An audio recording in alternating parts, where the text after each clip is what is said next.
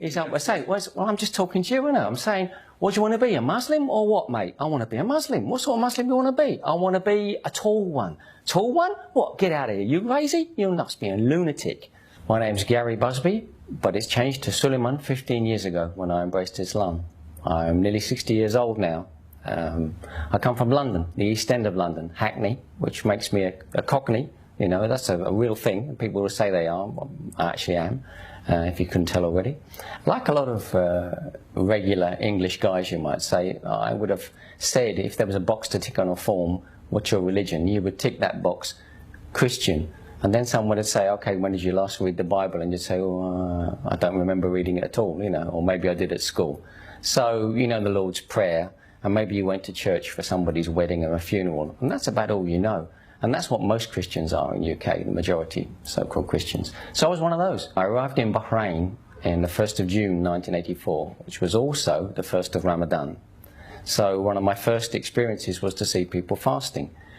But the first thing I really noticed was to hear the call to prayer coming from the nearby mosque. I heard this voice singing out over the streets, and I heard another one. It was like in a cannon. You could hear stereophonic sound as they were picking up. And I asked somebody, what's that guy saying? Actually, the guy I asked didn't know. But after some couple of tries, I found somebody that told me what the guy is saying. I said, oh, that's interesting. That's a very straightforward thing to say. It's not something sort of weird and poetic. It's just a straightforward, you know, come to the prayer. You know, that's what it's saying. Interesting. Okay, never mind. I didn't give it too much more thought, but I was working with Muslims. They were fasting in that first month, and they could see I was interested, so they started to give me answers to simple questions. You know, so you pray. How often do you pray? What do you say when you pray? Oh, okay. I can't say I was overly excited about that. I just thought, that's interesting. It's something different. Jump forward many years. I was in Turkey in the mid-90s, and there I saw something else. There I saw a country full of Muslims living in a secular state.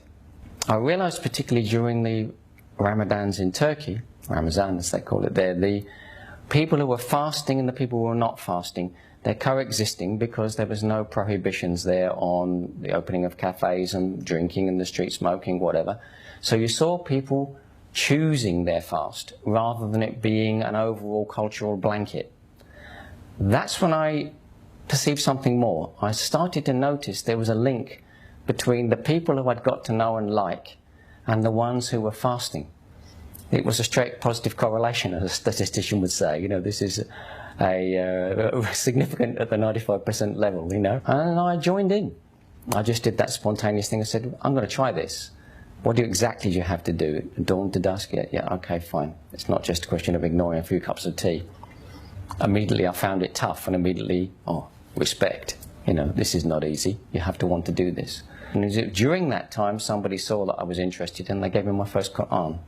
Jumping ahead, I came back to Dubai. My boss at work, Emirati gentleman, had been talking to me about a project that had been introduced to him by some guys he'd met. So we went for dinner with these guys, and we sat down to have dinner, and my boss introduced me with a masterstroke. He said, meet Gary Busby, he works for me. He's the worst sort of kafir. And I was shocked. I'm like, what? You know, this is like an insult, you know. What do you mean by that? I knew he meant, yeah, he grinned on his face when he said it, but even so, it was still a bit of a strong statement. And he said, the trouble with him is he's read Quran, he's studied the life of the Prophet ﷺ, he knows quite a lot about Islam, he's asked me a lot of questions about it, and he still doesn't want to embrace. He says, well, chance to solve it. Ask the guys these questions you've been asking me. So I started asking them, and that was like 7 p.m, and 8 p.m. came and went, and so did 9, 10, 11, and 12. And at 12 o'clock, they threw us out the restaurant, and we stood in the street. We stood in the street for another half an hour, and I kept asking my questions. And it was somewhere between midnight and 1 a.m. We're standing in the street here in Gahood in Dubai, and I guess it went quiet, and one of the guys said to me, so, have we answered all your questions? And I said, yeah, I guess you have. And he said, well then, why don't you just take the step you need to take? Step across that bridge and do what you need to do. And that's what I did. That was on a Tuesday night, I think, and on that Friday, I embraced Islam in a mosque in Dubai. One of my biggest concerns around the time that I embraced Islam, immediately before and still immediately afterwards, was that I felt I might be getting into something that was too prescriptive.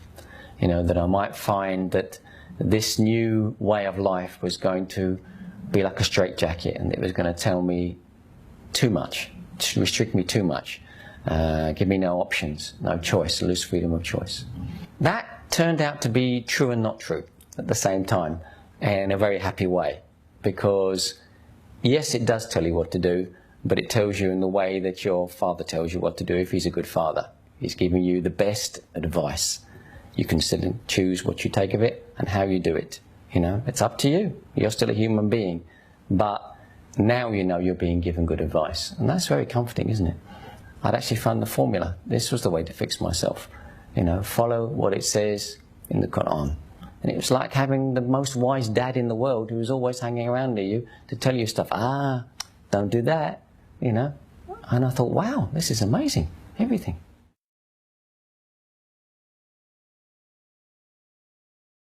It's going to sound obvious, but just don't be scared. This isn't as exciting as jumping out of an aeroplane. I've done that too, and that was a lot more stupid. This was the smart one. So just do it. Trust me, it's going to be fine.